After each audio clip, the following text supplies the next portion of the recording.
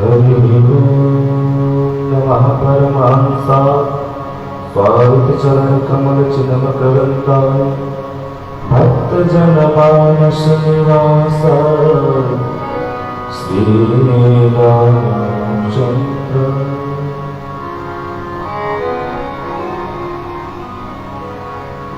ध्येयं सदा परिभ्रमणमभीष्टदोषम् तीर्थास्पदं शिवविरञ्जिनुतं शरणं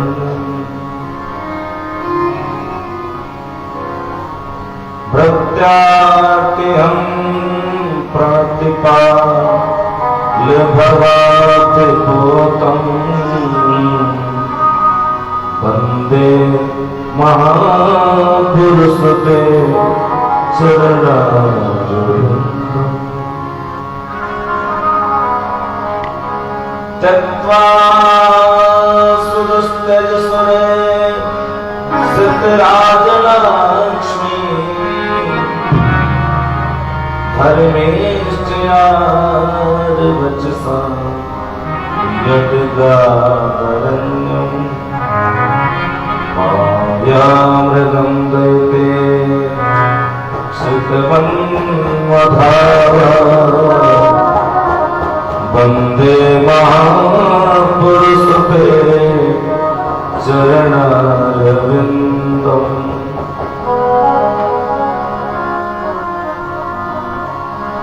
बर्हापीडं नटवरवतु कर्णयो कर्णिकारं बिभ्रद्वासा कनककपिशं वैजयन्ती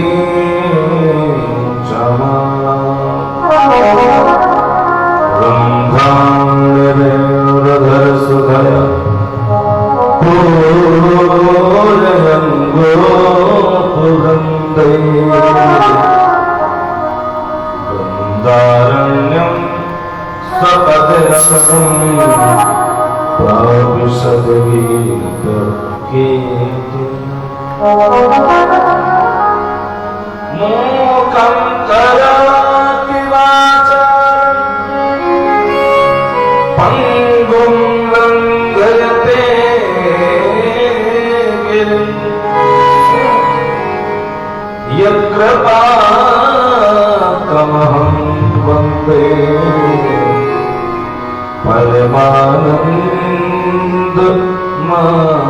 परमानन्दमाधवम्।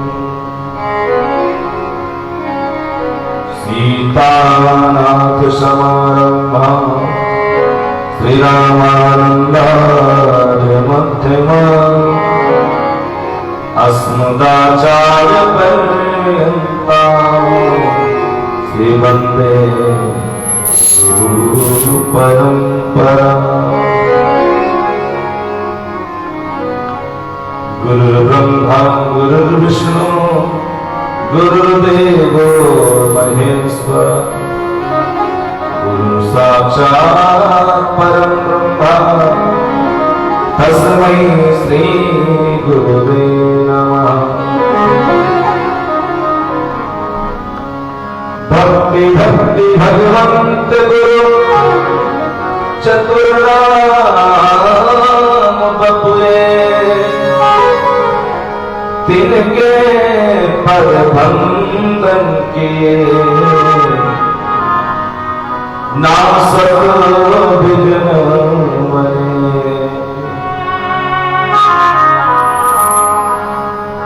जय जय श्री राधा रमण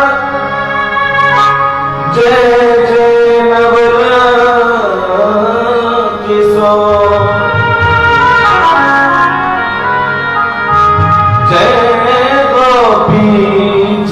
चोर प्रभु जय जय माखन चोर।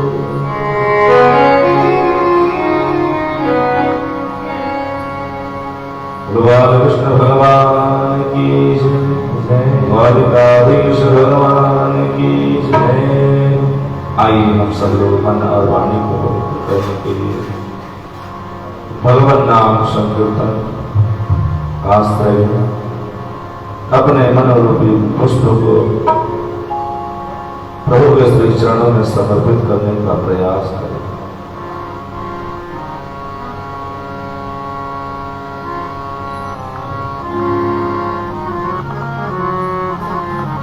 जय जय राधा रमण हरि बोल, जय जय राधा रमण हरि बोल,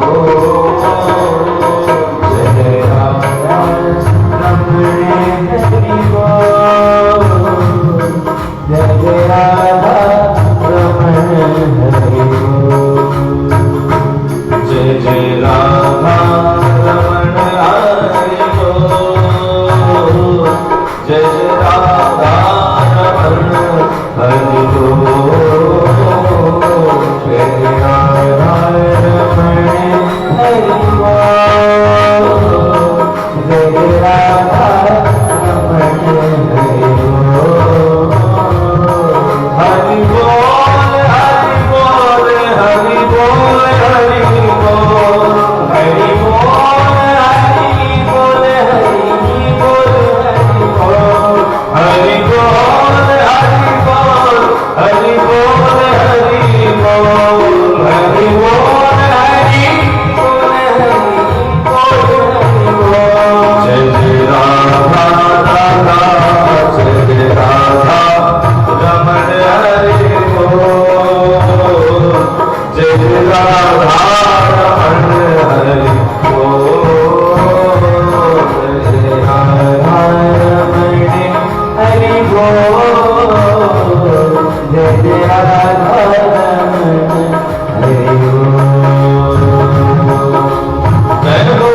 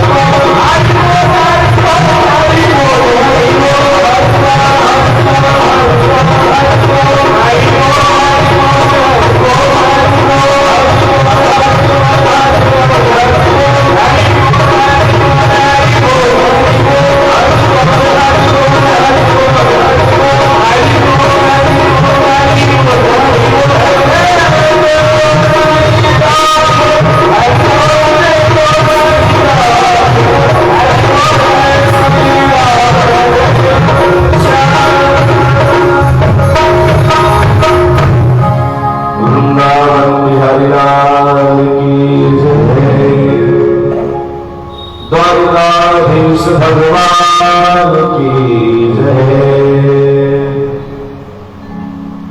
जुगल जोड़ी सरकार की जय। रुक्मणी वल्लभ भगवान की जय।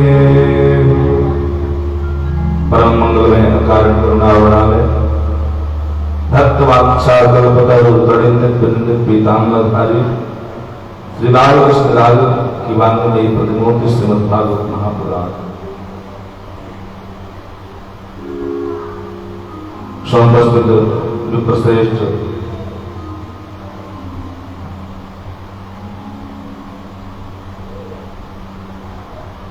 संत गण मंदिर में समुपस्थित सभी देवी देवताओं के चरणों में बारंबार नमन प्रणाम साष्टांग दंडवत प्रणाम। समुपस्थित माता शक्ति एवं श्रोता समुदाय, भगवान की जब महती कृपा होती है, भगवान की अहेतु की कृपा होती है, तब हमें ये शुभ अवसर प्राप्त होता है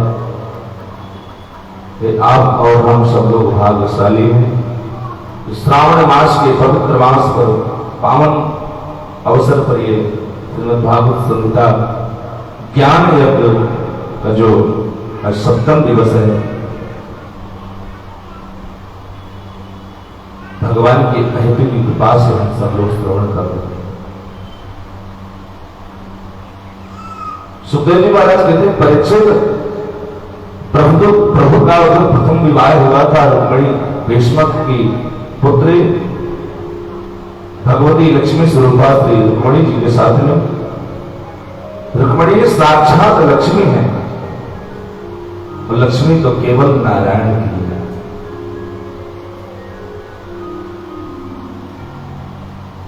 कोई अपने आप को लक्ष्मीपति बनना चाहेगा, ये बनने की चेष्टा करता है, तो उसे फिर शिशुपाल की तरह होना पड़ता है,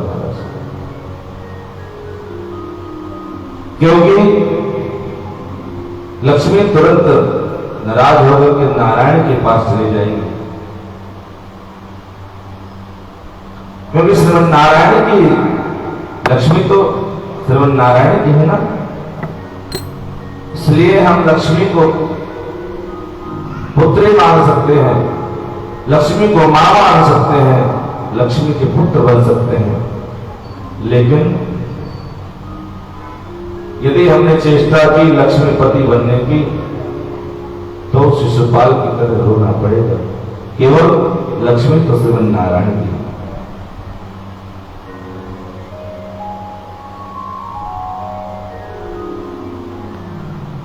कहते हैं ना, किसी ने कहा कि भैया जीवन में जो आजकल चल रहा है, लोग कहते हैं कि कितने आश्चर्य है, तो आप सब लोगों से हम पूछें तो आप कहेंगे 7 आश्चर्य है ना। कितने आश्चर्य? 7। उसमें लोग कहते ताजमहल भी आश्चर्य है, लेकिन आश्चर्य सब नहीं है।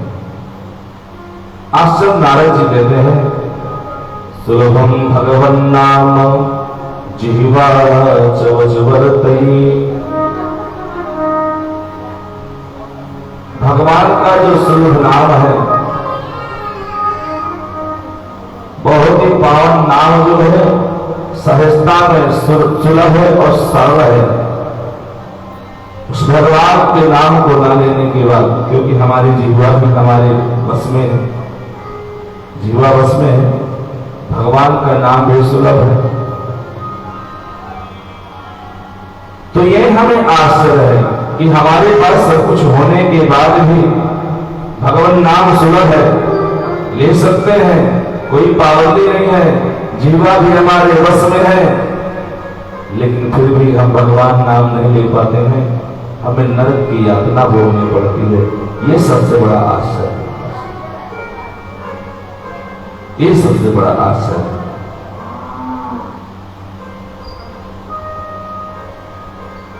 इसलिए हमें तो भगवान का स्मरण करना चाहिए सदैव, और भगवान जो लक्ष्मीपति बनना चाहते हैं उन्हें बिल्कुल कदाचित, क्योंकि लक्ष्मी तो नारायण की है। लक्ष्मी पुत्र बन जाओ, लक्ष्मी को मां बना लो, लक्ष्मी को पुत्री बना लो, लेकिन महाराज लक्ष्मीपति बनने की चेष्टा जो करता है उसे सुपाल की तरह उसे रोना पड़ता है,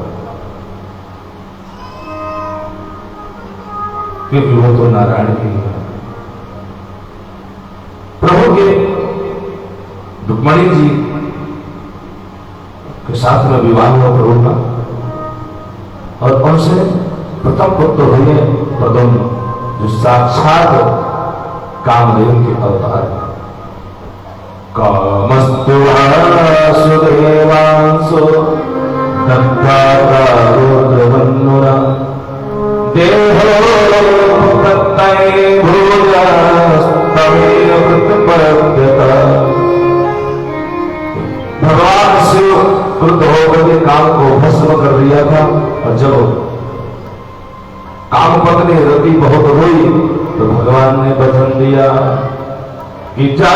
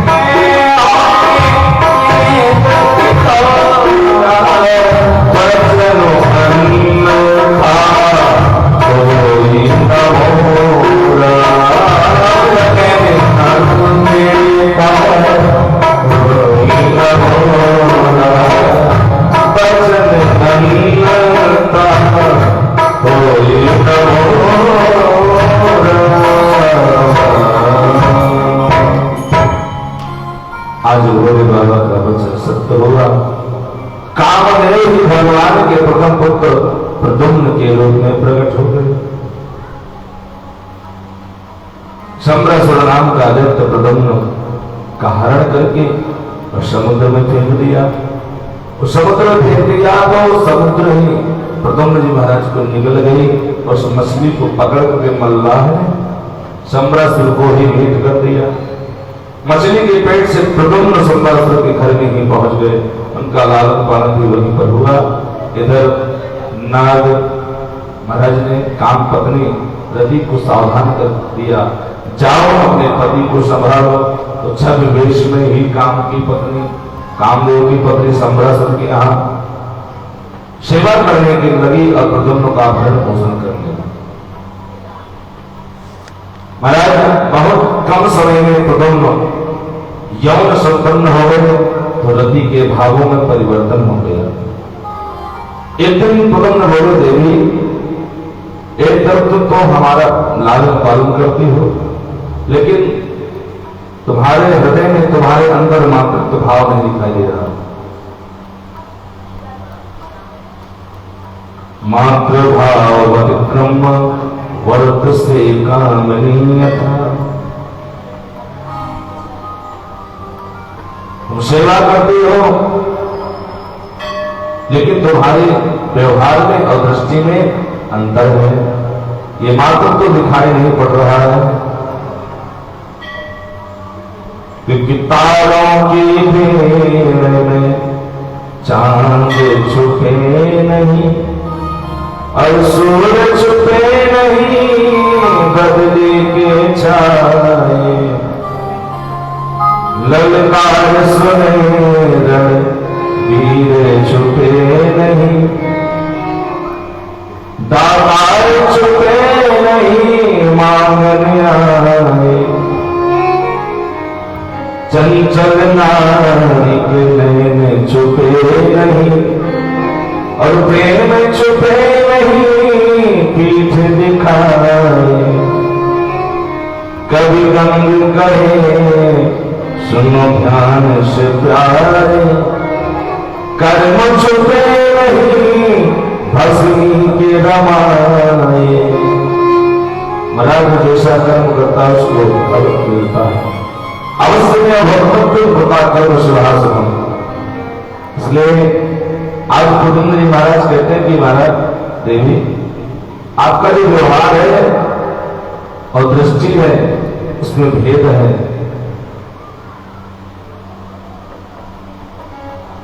तब रति ने थोड़ी अपनी कहानी सुना दी।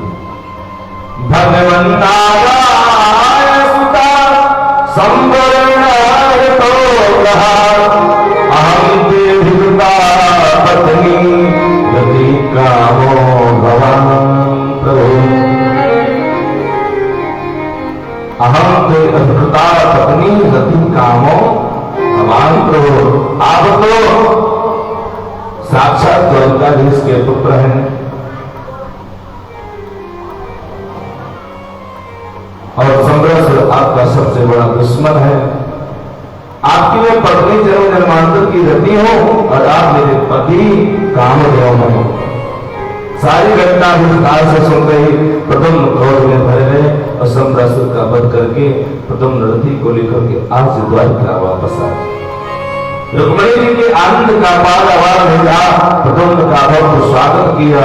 सुखदेव जी के थे परिचित प्रभु की और विवाह हुए। सत्राजित नामक एक राजा था, उसके पास स्मंतक नाम की मणि थी जो नित्य प्रतिदिन 8 बार सोना देने वाली थी। कुछ यदुवंशियों ने कहा कि ये मणि प्रभु को दे दो, तो सत्राजित ने मना कर दिया कि भैया मैंने तपस्या की है, सूर्य भगवान मुझसे प्रसन्न हुए हैं, मैं क्यों दूं भाई, मेरी वस्तु है। नहीं दिया और लौट करके अपने घर पहुंच गए। लेकिन एक दिन उसका भाई जो छोटा भाई था प्रसेन मणि को पहन करके जंगल में शिकार खेलने के लिए चला। मणि की चमक ऐसी थी तो सिंह ने देखा और सिंह ने देखा तो झपट्टा मार करके उस प्रसेन का वध कर दिया और सिंह ने उस मणि को लेकर के चल दिया। आगे जामवंत जी महाराज देखा तो जामवंत जी ने उस सिंह को मार दिया और वो मणि को लेकर के अपनी बेटी को दे दी, जामवंती को दे दिया। इधर सत्राजित का भाई जब लौट कर नहीं आया तो सत्राजित ने समझा कि श्री कृष्ण ने ही हमारे भाई को मरवा करके ये मणि रख ली है। सत्राजित अपनी पत्नी से कहा, देवी मुझे तो पूरी शंका है पर कोई भी पक्का नहीं है। लगता है मुझे कि मेरे भाई को श्री द्वारकाधीश जी महाराज ने, द्वारकाधीश ने मरवा दिया, श्री कृष्ण ने ही मरवा दिया और मणि ले ली है। लेकिन अब इसका कोई प्रमाण नहीं मिला। जब तक प्रमाण न मिले तब तक इस बात को किसी से कहना नहीं। परंतु माताओं का स्वभाव, कोई रहस्य उनसे उन्हें पता चल जाए और फिर वो एक दूसरे से बात न करें, 2-4 लोगों से बांटे ना, कैसे संभव हो सकता है।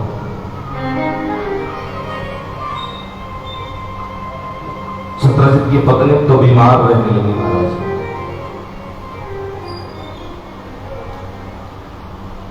तो उनकी पत्नी जो सत्राजित की पत्नी थी, पड़ोसन आई और पड़ोसन से अपनी बात रखा।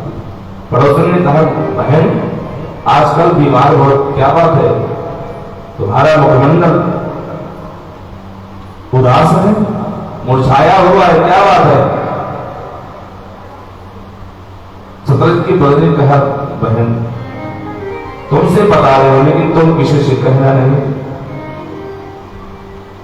पड़ोसन ने कहा कि बहन जैसे तुम नहीं कह रहे हो वैसे मैं भी नहीं कहूंगी, जैसे तुम नहीं बता रही हो वैसे मैं भी नहीं बताऊंगी किसी से। अब उसको बता दिया तो सत्राजित की पत्नी तो ठीक हो गई, लेकिन पड़ोसन बीमार हो गई क्योंकि वो भी किसी से बताए तो वो भी किसी अपने सहेली से बता दिया कि मुझे पता चला है कि सत्राजित के भाई को प्रसेन को श्री कृष्ण ने भी मरवा करके मणि ले ली, लेकिन वो पक्का नहीं है कोई अभी, मुझे पता चला। कहने कहने जबन जना वह बात ऐसी फैली कि आज द्वारका इसके कानों तक पहुंच गई, तो वह चर्चा का विषय हो गया। लोगों ने प्रारंभ कर दिया कि देखो तो अभी स्वर्ण की द्वारका है, लेकिन फिर भी चोरी अभी जो कहते हैं ना बालपन का जो स्वभाव है अभी कर नहीं गया। पहले तो माखन चुराना था, अब तो हीरे जवाहरात बढ़िया चुराने लगा। भगवान ने कहा ये तो गड़बड़ हो रहा है, ये कलंक लगा मुझे। तो उस मणि को पानी ढूंढने के लिए निकल पड़े।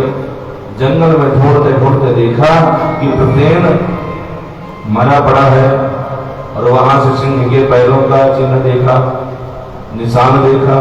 तो आगे देखा तो सिंह भी मरा पड़ा है, और वहां से आगे देखा तो रीछ के पैरों का चिन्ह निशान दिखाई दिया। रीछ के पैरों को देखते देखते वहां पर गोविंद गुफा के द्वार पर पहुंचे। वहां देखा कि जामुन की मणि लिए खेल रही है। प्रभु गुफा में प्रवेश किया तो जामुन जी बैठे थे। गांव में कहकर के जामुन जी भगवान से युद्ध करने लगे और भयंकर युद्ध छिड़ गया। 27 दिन तक भयंकर युद्ध हुआ महाराज। 28वें दिन भगवान ने जामुन जी को एक जबरदस्त मुक्का मारा छाती पर और भाग के पटक दिया, तो जामुन जी की नस नस ढीली हो गई। जामुन जी समझ गए बस करो महाराज, आप ही मेरे राम जी हैं। पहचान निकल आई सरकार, यहां तक कैसे आना हुआ? क्योंकि जामुन जी महाराज जब रावण जी और रावण का जब युद्ध चल रहा था, तो युद्ध हुआ, युद्ध में विजय श्री प्राप्त हुई भगवान श्री राम को। लेकिन जब अयोध्या में तो सबको सब कुछ प्रदान किया, किसी को मणि जवाहरात हीरे मणिया, जिसने जो मांगा सबको परमात्मा ने प्रभु श्री राम ने सबको दिया। जामुन जी बैठे थे, बोले आप भी मांगिए। तो जामुन जी ने कहा महाराज जो ये युद्ध हुआ है ना महाराज, युद्ध में मेरे नए कोई योद्धा नहीं रहा, और मुझे मैं युद्ध नहीं कर पाया किसी से, इसलिए मैं चाहता हूं कि आप मुझसे युद्ध करें। मैं यही वरदान मांगता हूं। भगवान ने कहा ये तो अभी मेरा जन्म इस बार अभी मर्यादा पुरुषोत्तम के रूप में हुआ, इसलिए सेवक से स्वामी नहीं करेगा, इसलिए अभी मर्यादा में रहना पड़ेगा मुझे। लेकिन द्वापर में तुम्हारी इच्छा जरूर पूर्ण होगी। आज भगवान कृष्ण अवतार में आज जामुन जी के युद्ध हुआ, जो जामुन जी का युद्ध हुआ, भगवान ने ऐसा मारा उनका नस नस झीली हो गई। जामुन जी पहचान गए कि महाराज बस पहचान गए कि आप ही मेरे राम जी हैं, क्योंकि जामुन थोड़ी कम थोड़ी बलशाली थे। बलि बाधत प्रभु बाहु सो तन बरन न जाय, उभय गरी मारी सात प्रदक्षिण धाय। जब बामना अवतार हुआ भगवान का, तो जब विराट स्वरूप जैसे बनाया भगवान ने, तो उभय गरी महावीर सात प्रदक्षिण धाय। 7 प्रदक्षिणा करनी जब तक भगवान ने नापा पूरी पृथ्वी की, तो कंबल स्वामी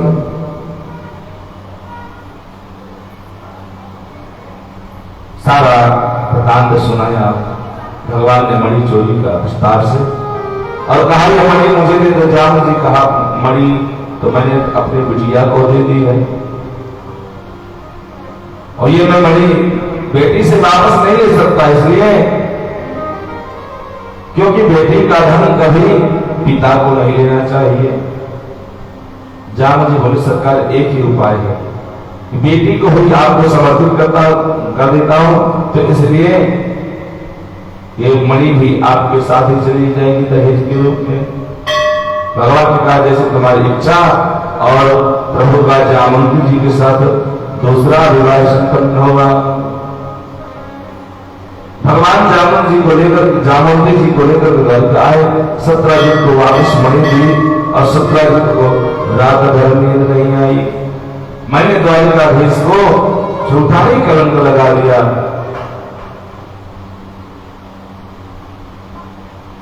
और सत्राजित बड़ा लज्जित हुआ और अपनी बेटी का विवाह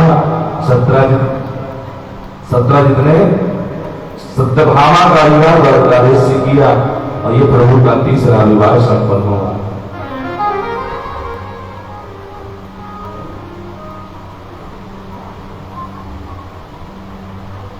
सत्राजित ने कहा प्रभु ये मणि भी आप लीजिए। सत्राजित ने भगवान ने कहा नहीं, बिल्कुल मणि बिल्कुल नहीं देंगे। सत्राजित ने कहा प्रभु मैंने तो दहेज में आपको प्रदान कर दिया। बोले बिल्कुल नहीं लूंगा, इसे आप अपने पास रखो और पूजा पाठ कर रखो, और जो भी धन निकले इसको राजकोष में समर्पित कर देना। क्योंकि मणि ले लूंगा तो फिर हवा बदल जाएगी कि देखो तो मणि के लालच में ही विवाह किया है, कितना लालची है कुछ, इसलिए हवा बदलते देर नहीं लगती महाराज। क्योंकि ये कलंक जानते हो क्यों लगा? ये कलंक जानते हो क्यों लगा? किसको किसको पता है? भगवान श्री कृष्ण को ये मणि चोरी का कलंक किसको क्यों लगा? क्यों लगा? भाद्रपद की चतुर्थी का चांद देखा है, जो गणेश चतुर्थी होती है ना, गणेश चतुर्थी। क्योंकि जब भगवान श्री गणेश का जन्म हुआ जैसे, तो चंद्रमा हंसती है, जो लगाया सिर लगाया जो हाथी का गजराज का, चंद्रमा को हंसी आ गई तो मां पार्वती ने श्राप दे दिया, जाओ तुम्हें हंसी आ रही है, तुझे जो देख लेगा आज के दिन तो उसे कलंक जरूर लग जाएगा। इसलिए भाद्रपद की चतुर्थी का चंद्रमा नहीं देखना चाहिए। एक बार तो अपने अपने पांडवों से मिलने के लिए द्वारिका से दिल्ली पधारे।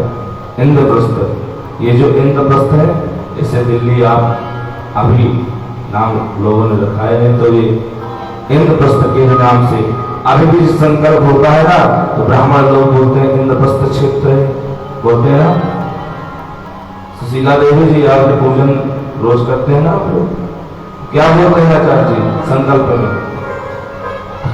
ध्यान देते हैं कि ऐसे ही आइए बैठिए उठिए जाइए, कहते हैं कि कुछ समझ नहीं। अरे समझा करो महाराज, ध्यान रखो क्या पूजन में करवा रहे हैं। हाँ, कई जल्दबाजी में करवा देते हैं, और आचार्य कहते हैं रोज में बुलवाता भी हम साथ। तो इसका तात्पर्य है कि आप सब लोग सीखने का प्रयास नहीं करते, समझने की चेष्टा नहीं करते हैं, जल्दबाजी भगवान में। हाँ, ऐसा नहीं,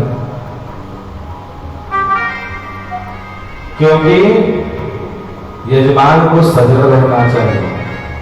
यजमान को भी पता चलेगी कि हमने पूजन किया है, 7 दिन आपने पूजा किया है, और कल हम आपसे पूछ लें कि भैया आपने पूजन में सबसे पहले क्या करते थे, तो बताएंगे आप? नहीं बता पाएंगे, तो आप करने का क्या मतलब, क्या तात्पर्य होगा? इसलिए पूजा करिए। तो पूजा करने से पहले भैया तुम यदि चावल बस पे चढ़ाना तो तुम भी चढ़ा सकते हो, हमें क्यों बुलाने की कोई चेष्टा नहीं। इसलिए क्यों चढ़ाया जाता है, पुष्प चढ़ाया जाता है 4 बार, ये दिन क्यों चढ़ाते हैं 4 बार? सबसे पहले पाद अर्घ आचमन करते हैं ना, सबसे पहले बैठते हैं आसन में, तो सबसे पहले आसन में बैठते ही पवित्र करते हैं। पवित्र करने के बाद आचमन को करवाते हैं। आचमन कराने के बाद आसन का शोभन होता है। आसन भी शुद्ध होना चाहिए, मन भी शुद्ध होना चाहिए, पवित्र होना चाहिए।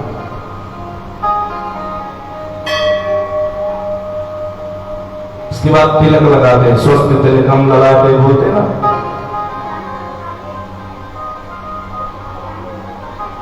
पूजन करिए आप तो समझने की चेष्टा करिए।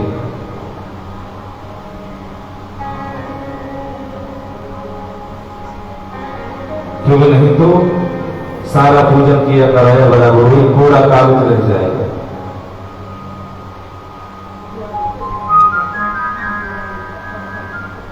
इसलिए इंद्रप्रस्थ कहते हैं, हमारे जो दिल्ली है ना, इंद्रप्रस्थ है प्राचीन, इसका नाम क्या है? इंद्रप्रस्थ। पांडवों ने प्रभु का आत्मीय स्वागत किया। एक दिन अर्जुन के साथ में गोविंद मेरे यमुना के किनारे किनारे घूम रहे थे, तो एक सुंदरी स्त्री बैठी थी, एकदम समाधि लिए। भगवान ने कहा अर्जुन पता लगाओ ये देवी कौन है। अर्जुन ने जाकर के पूछा, देवी आप कौन हो? यहां एकांत में क्यों बैठी हो? तब उस कन्या ने अपना परिचय दिया। अहं देवस्य सर्वतोऽन्यथा प्रतिमिच्छति विष्णुं वरेण्यं वरुणं तपः परमास्थितः। मैं सूर्यपुत्री हूं महाराज, मेरा नाम कालिंदी है। मैं द्वारिकाधीश को ही पति के रूप में पाने के लिए यहाँ तप कर रही हूँ। अर्जुन बोले चलिए मेरे साथ में, वो बैठे हैं। अर्जुन ने कालिंदी का हाथ श्री कृष्ण के हाथ में सौंप करके मंत्र पढ़ दिया। भगवान का एक कौन सा विवाह हुआ? चौथा विवाह हो गया। बिंद और अरविंद नाम के राजा थे, दोनों की परम लाडली बहन का नाम है मित्रवृंदा। परम सुंदरी भगवान का पांचवा विवाह मित्रवृंदा के साथ संपन्न हुआ। एक थी महाराज कौशल नरेश, नम्रजित जिनकी बेटी का नाम था सत्या देवी। राजा ने प्रतिज्ञा की कि जो भी मेरे साथ बलिष्ठ जो बैल हैं उनको एक ही साथ में जो नाभ देगा उसी से मैं अपनी बेटी का विवाह करूंगा। तो प्रभु ने एक ही साथ में 7 लोग बना करके 7 बैलों को एक रस्सी में नाथ दिया। सत्या को प्रभु का, सत्या ने प्रभु को माला पहना दी। ये हुआ प्रभु का कौन सा विवाह? 6वां विवाह हो गया। एक राजा भी नाम की स्त्री है, राजस्वामी संभालती है। राजा देवी की पुत्री का नाम है भद्रा। प्रभु का 7वां विवाह भद्रा के साथ संपन्न हुआ। एक बार भगवान ने ऊपर छत में घूमती हुई मछली का भेदन करने से मध्य देश के राजा की कन्या लक्ष्मणा का भी पान ग्रहण किया और भगवान का ये हुआ 8वां विवाह संपन्न हो गया। द्वारिकाधीश भगवान की जय। एक और पराक्रमी राजा है भावासुर, और भविष्य से उत्पन्न हुआ है। भावासुर ने अपने बल का दुरुपयोग कर दिया। बड़े बड़े राजघरानों पर, घरानों से राजकुमारियों का हरण करके ले आता। मन में यह संकल्प किया था कि जब ये राजकुमारियां 20,000 हो जाएंगी तो मैं एक ही मुहूर्त में इन सबसे विवाह करूंगा। तो 16,100 राजकुमारियों को बंदी बनाया। भगवान के पास सूचना गई, भगवान सत्यभामा को साथ लेकर के भामासुर के पास गए। बड़ा विचित्र युद्ध हुआ उसके साथ में। भामासुर भगवान के हाथों से मारा गया। मेरे प्रभु भामासुर के कारागार में प्रवेश किया तो कारागार में 16,100 राजकुमारियों को देखा। मेरे गोविंद ने के नेत्र सजल हो गए और सोचने लगे कि अब ये राजकुमारियां कहाँ जाएंगी। तो भगवान ने उन राजकुमारियों से कहा, तुम्हारे मन में कोई अंधा विचार ना हो तो मैं तुम्हें अपनी पत्नी के स्वरूप में स्वीकार करता हूं। मेरे गोविंद ने 16,100 राजकुमारियों के संग एक ही मुहूर्त में विवाह किया। इस प्रकार परीक्षित भगवान के 16,108 विवाह हुए।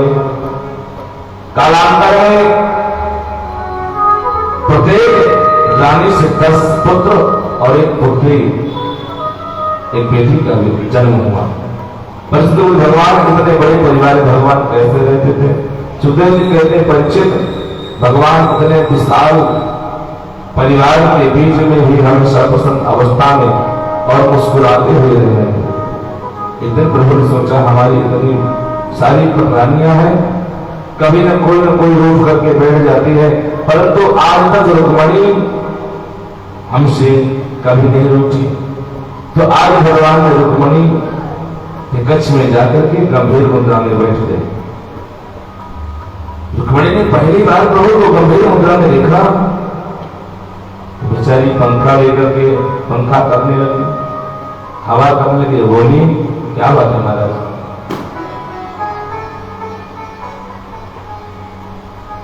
आप ऐसे गुमसुम कैसे हैं? क्या बात है, कोई बात हो गई? भगवान एकदम चौंक में बोले, रुक्मणी की तरफ देखते हुए बोले कि रुक्मणी एक बात बताओ, तुमने हमसे विवाह क्यों किया है? ये प्रश्न सुनते ही रुक्मणी के होश उड़ गए। हे भगवान, आज मुझसे पूछ रहे हैं कि तुमने मुझसे विवाह किया, पता नहीं क्या गलती हो गई। वर्षों बीत गए, 10-10 पुत्रों के पिताजी बन गए और आज वे मुझसे पूछ रहे हैं कि विवाह हमसे क्यों किया है? रुक्मणी जी मान रही, कुछ नहीं बोली। भगवान कृष्ण निराश देखा कि गुस्सा आ नहीं रहा है, पर क्रोध का कोई लक्षण नहीं। भगवान और अधिक क्षण रुक्मणी जी को, मेरी दृष्टि में हमारा तुम्हारा तो कोई नहीं है। कहा तो राज घराने के और कहा मैं जिनके माँ बाप का कोई ठिकाना नहीं, खान का कुछ पता नहीं है, गुण हम में कोई एक भी है नहीं। भले ही मामले नंबर 1 के चोर है, यही गुण हमने बचपन से सीखा है। यदि तुम कहो कि हम बड़े पराक्रमी हैं, तो सारी दुनिया जानती है कि रण छोड़ करके आए हुए हैं और समुद्र के बीच में बैठे हैं।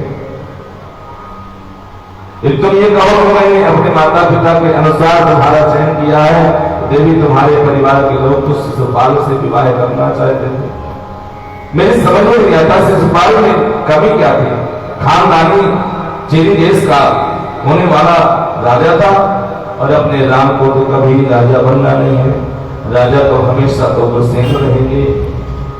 इतने बातें कहने पर भी रुक्मणी जी को क्रोध नहीं आया, तो मालूम भगवान क्या बोले, देवी अभी भी कुछ नहीं हुआ है, अभी भी कुछ नहीं बिगड़ा है, तुम चाहो तो हम शिशुपाल से बात कर लेंगे। इतनी बात सुन करके रुक्मणी जी को क्रोध को आया नहीं, लेकिन बेचारे मूर्छित होकर गिरे। चमक नहीं पड़ा और एक हाथ एकदम भयभीत हो गई। भगवान ने तुरंत चतुर्भुज होकर के और एक हाथ से संभाला। बोले, मैंने सोचा था कि तो क्रोध करेगी, ये तो बेचारी मूर्छित हो गई। मेरे गोविंद ने 4 भुजाओं से धारण किया और एक भुजा से रुक्मणी को उठाया, एक भुजा से पंखा करना प्रारंभ कर दिया, एक भुजा से जल छिड़कना प्रारंभ कर दिया। तब रुक्मणी जी को होश आया। मेरे गोविंद रुक्मणी जी से बोले, देवी बुरा मत मानना, बचपन से विनोदी भाव कर रहा हूं, इसलिए मैंने आपसे पता नहीं कुछ अटपटी बातें कही, लेकिन इतनी बातें सुन करके तुम्हें बुरा नहीं लगा। देवी मन में कोई विचार मत रखना। रुक्मणी जी हाथ जोड़कर बोली, भगवान का जवाब दे दिया। रुक्मणी ने कहा, आपने कुछ गलत नहीं कहा प्रभु, आपने तो ये कहा कि मेरा और तुम्हारा मेल नहीं है, विवाह तुमने मुझसे क्यों किया है? बिल्कुल सही है प्रभु, कहा तुम प्रकृति से आबद्ध है एक नारी और कहा तुम प्रकृति से परे आप पुराण पुरुषोत्तम, आपका मेरा मेल कैसे हो सकता है? मुझे तो अपना लिया है तो ये तो मेरा सौभाग्य है। आपने कहा तो मेरे माता पिता का कोई पता नहीं है, तो तुम विवाह क्यों किए हो? रुक्मणी जी बोली, मैं बोलती हूँ कि आपके भी कोई माता पिता है, जगत के माता पिता, जगत के संसार के माता पिता आप हैं, आदिश्वर के केवल आप हैं, गोपाल आपके लिए कोई माता पिता है? आप दुनिया को माता पिता मानते हो, इसलिए मेरा क्या दोष है? और आपने कहा मैं बड़े बड़े राजाओं के घर से समुद्र के बीच रहता हूं। मेरे गोविंद से रुक्मणी जी बोली, सत्यम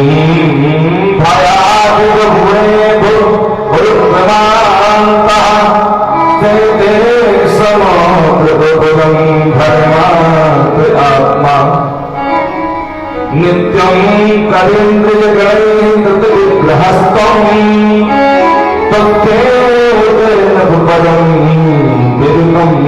तमोधम। जिस हृदय में, जिसके हृदय में अविद्या, अस्मिता, राग, द्वेष, शत्रु ये बैठे हुए हैं, उस हृदय में आप भला कैसे रह सकते हैं? आप वहां कैसे आप वास कर सकते हैं? आप तो आत्मा रूपी समुद्र में ही विहार करते हैं।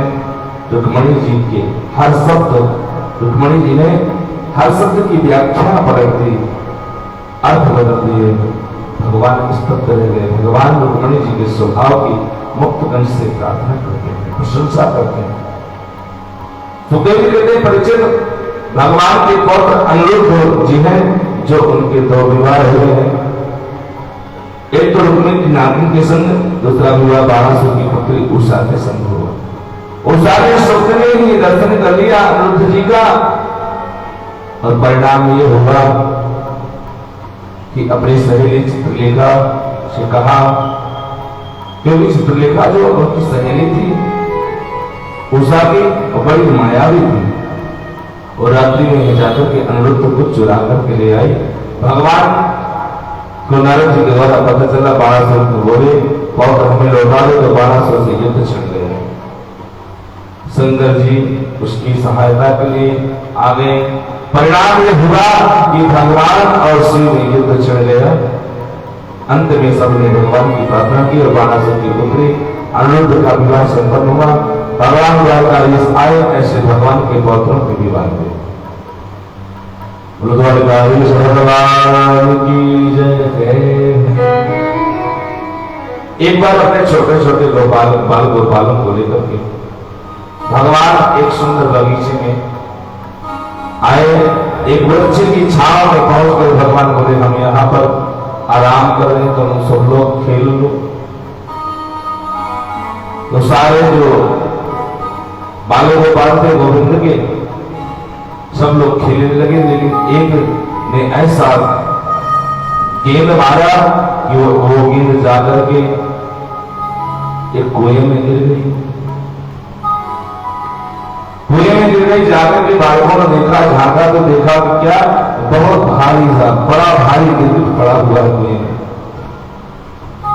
बच्चे चलकर प्रभु के पास आए और प्रभु से कहा कि प्रभु, हमने आज तक इतना बड़ा भारी गिरगिट हमने आज तक नहीं देखा है, आप चल कर देखें।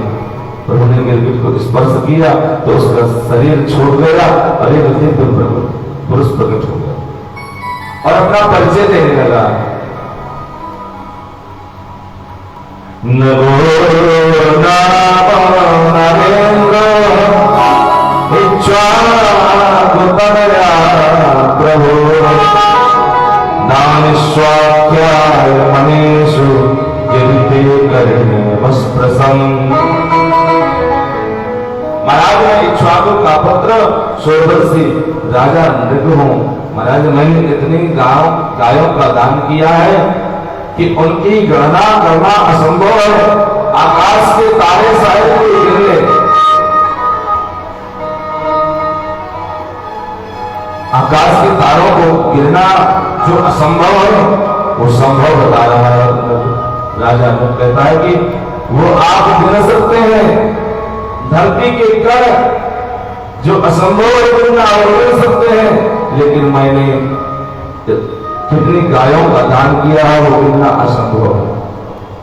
राजा नंद ने बड़े अच्छे से अपना परिचय दिया। भगवान बोले तो बूढ़ी गायों का दान किया होगा, क्योंकि मरी बछिया बढ़ने के नाम ना करते ना कुछ लोग। हाँ, हमारे मैंने गांव देहात में एक कहावत है कि मरी बछिया बढ़ने के नाम, ब्राह्मण के नाम मरी बछिया मतलब गाय, छोटी सी बछिया होती है ना गाय। तो बोले कुछ काम में नहीं है ना, दूध कम दे रही है, चलो ब्राह्मण को दे दो, दान में दान भी हो जाएगा। तो भगवान ने कहा उन्होंने बूढ़ी गाय दी होगी, बूढ़ी गायों का दान किया होगा। राजा नल ने कहा नहीं नहीं, मैंने बूढ़ी गायों का दान नहीं किया है। पयस्वनी स्तरुणीशील रूप गुणोपन्ना कपिला हे मसृंगी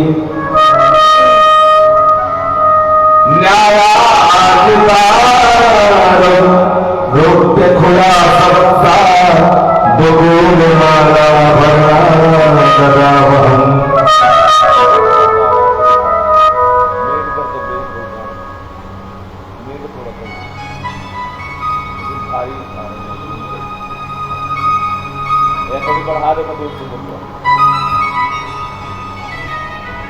महाराज मेरी गाय जो है ना, एक से एक सुंदर और दूध देने वाली तरुणा कपिला गाय थी, और गायों के सींगों पर मैंने स्वर्ण मंडित किया था, सोने से मढ़ा करके, और जो खुर थे ना गाय के उन्हें 40 से मढ़ा करके सब साफ बछड़े के सहित, जो दूध देने वाली गाय थी बछड़े सहित मैंने दान किया है। और उन्हें दान किया वही जो मैंने न्यायार्थतः, न्याय से जो धन अर्जित किया है मैंने, उसी धन से मैंने गौओं का दान किया है।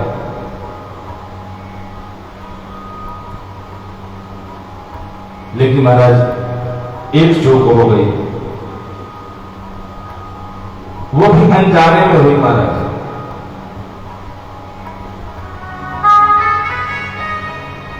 मैंने एक ब्राह्मण को एक बार गाय दी, और वही ब्राह्मण वही गाय उस ब्राह्मण ने लेकर के जाकर के अपने गौशाला में बांधी, और वो गौशाला से छोड़ करके पुनः मेरे गौशाला में मिल गई। दूसरे दिन मैंने उसी गाय को एक दूसरे ब्राह्मण को दान में दे दिया, पहचान नहीं पाया महाराज।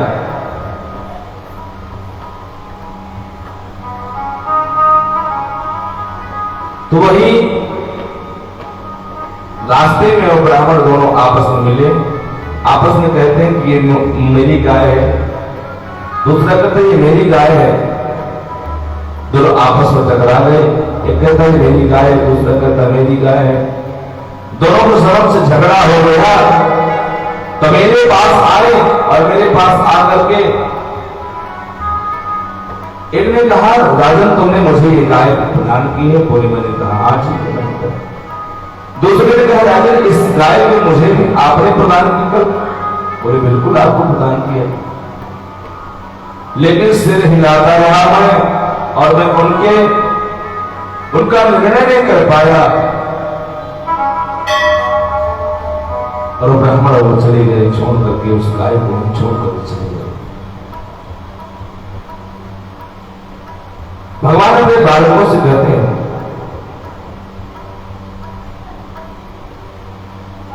राजा लोग कहता है महाराज मैं मरने के बाद जब यमलोक गया पहुंचा तो यमराज ने मुझसे पूछा कि पहले आप पाप भोगोगे कि पुण्य भोगोगे।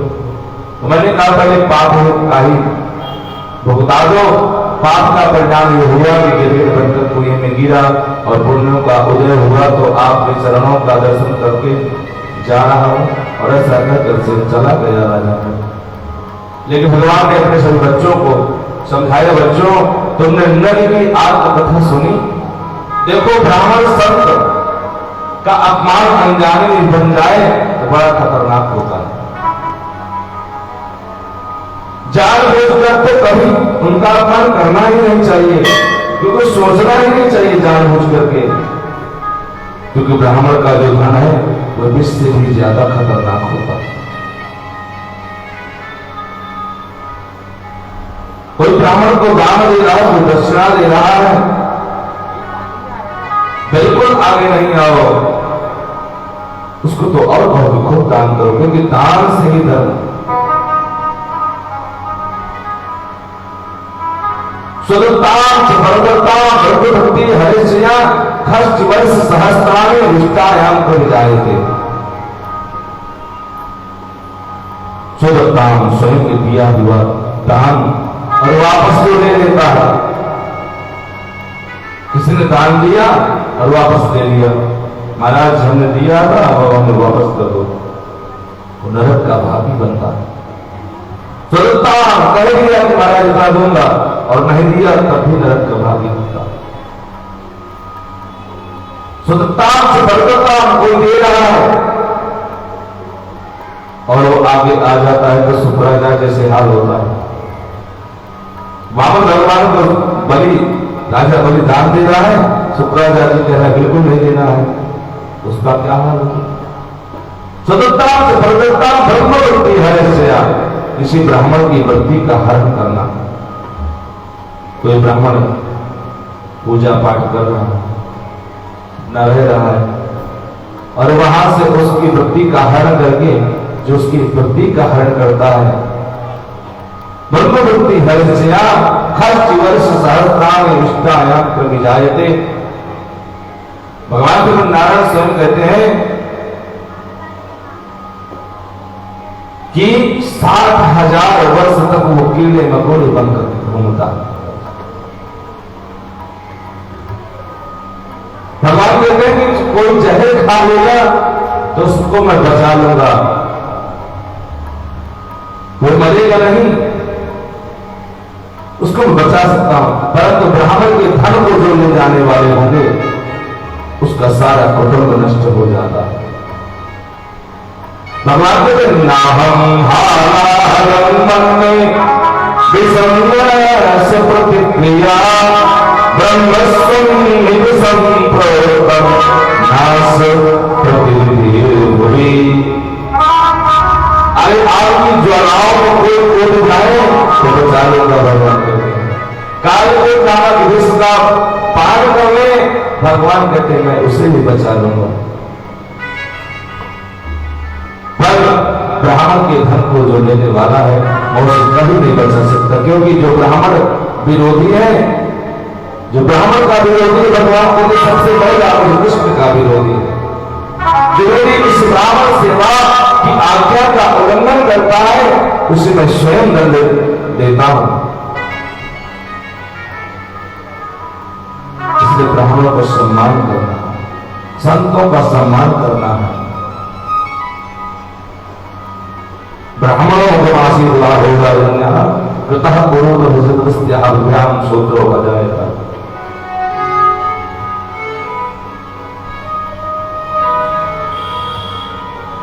भगवान बहुत प्रकार से समझाते हैं। कैसा भी हो ब्राह्मण, पढ़ा लिखा हो अनपढ़ हो, उसका सम्मान बिल्कुल करना चाहिए, का बिल्कुल सम्मान करना है। पूजा पाठ करवाइए, ठीक, भले आप बड़े अच्छे ब्राह्मण से, पढ़ा लिखा ब्राह्मण हो, पूजन पाठ में उसको बुलाइए, पूजन पाठ में देख कर कि ब्राह्मण पूजा पाठ के लायक है, ठीक है, उसको बुलाइए। पूजन पाठ तो बढ़िया वेद पाठ ब्राह्मण से कराना चाहिए, लेकिन ये नहीं है कि जो ब्राह्मण आपके आश्रित है उसका तिरस्कार कर दे, बिल्कुल नहीं, उसका भी सम्मान करें। एक सालिग्राम की बाटी चाहे छोटी हो चाहे बड़ा, काम उतना ही करेगा। आपकी जो ज्वाला है ना, एक चिंगारी भी वही काम करती है और बड़ी ज्वाला भी वही काम करती है। जलाने में सामर्थ है, एक चिंगारी भी यदि पड़ जाए कहीं पर तो जलाने में सामर्थ है, वो जला देगी। ज्वालाएं जो होगी उसमें हाथ डाले तो जलना ही संभव है। इसलिए ब्राह्मण का, संत का अपमान कभी नहीं करना। विप्र प्रसाद कमला वरोहम विप्र प्रसाद। भगवान कहते हैं कि मैं विप्र प्रसाद अधिराजितो हूं, विप्र प्रसाद धरणी धरोहम, विप्र प्रसाद कमला वरोहम विप्र प्रसादा मम राम नाम। भगवान कहते हैं कि मेरा जो मैं जो शत्रुओं को जीतता हूं तो विप्रों के प्रसाद से ही है। लक्ष्मी का जो मैंने वर्णन किया है ब्राह्मणों के आशीर्वाद से ही है। जो धरती को जो मैं धारण करता हूं तो विप्रों के प्रसाद से, ब्राह्मणों संतों के आशीर्वाद से ही मैं इस धरती को धारण कर पाता हूं। और विप्रों के ही नाम से, ब्राह्मणों के आशीर्वाद से, संतों के आशीर्वाद से आज मेरा राम नाम है, मम राम नाम। इस प्रकार प्रभु ने अपने बच्चों को ब्राह्मणों के प्रति बहुत सावधान किया। एक बार दाऊद जी वृंदावन आए, ब्रजवासियों के साथ क्रीड़ा कर रहे थे। ग्वालों ने कहा दाऊद जी यमुना जी नहाने चले। दाऊद जी ने कहा यमुना तो बहुत दूर है, चलो मैं यहीं पर पास में बुला लेता हूँ। दाऊद जी ने कहा यमुना यहीं तो आ जाओ, आवाज लगाई यमुना जी को। लेकिन यमुना जी जब नहीं आए तो दाऊद जी क्रोधित हो गए, हल मुसल संभाला और पृथ्वी पर पटका। यमुना जी कांप उठी और तुरंत दिव्य रूप प्रकट हो गई, चरणों में गिर पड़े।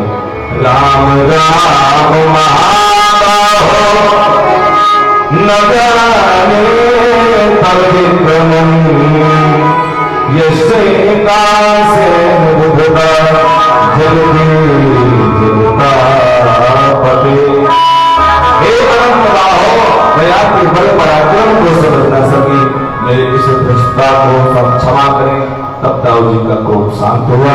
सुखदेव जी के परिचित आज भी वृंदावन में यमुना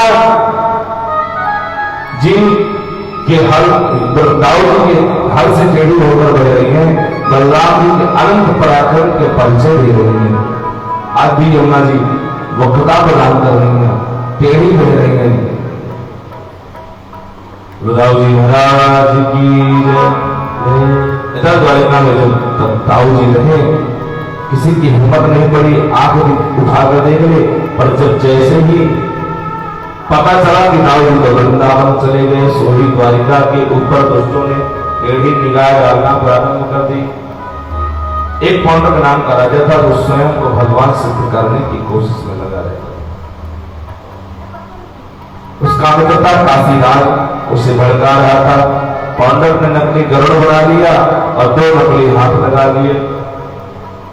4 हाथों वाला बन गया और शंख चक्र गदा पद्म सब नकली बनवा लिए। इसका गरुड़ सचमुच आकाश में घूमता था। भोली भाली जनता जय पौंड्रक वासुदेव आरती करने लगी। काशीराज ने कहा मित्र यदि कृष्ण को नहीं भगवान मान लो सो तुम्हारे ऊपर भगवत्ता की मोहर लग जाएगी, क्योंकि आजकल लोग कृष्ण को ही भगवान समझते हैं। तुम द्वारिका में कृष्ण को धमकी भरा पत्र भेज दो। पौंड्रक बातों में आ गया, क्योंकि मूर्ख और संत तो दूसरों के ठोकरे नहीं बचते। सो काशीराज की बातों में आकर पौंड्रक ने धमकी भरा पत्र द्वारिका में भेज दिया। दूत ने द्वारिकाधीश के दरबार में पत्र दिया। उद्धव जी ने दूत से पत्र लिया और पढ़ते हुए खूब हंसे। भगवान बोले जल्दी बताओ क्या लिखा है। उद्धव जी बोले इसमें लिखा है सरकार आप अपना बुढ़िया बिस्तर उठा करके कहीं निकल जाओ, भाग जाओ। आप नकली वासुदेव कृष्ण हैं, असली भगवान तो अभी पैदा हुए हैं। इस पत्र में आपको एक भगवान चुनौती दे रहे हैं। वासुदेव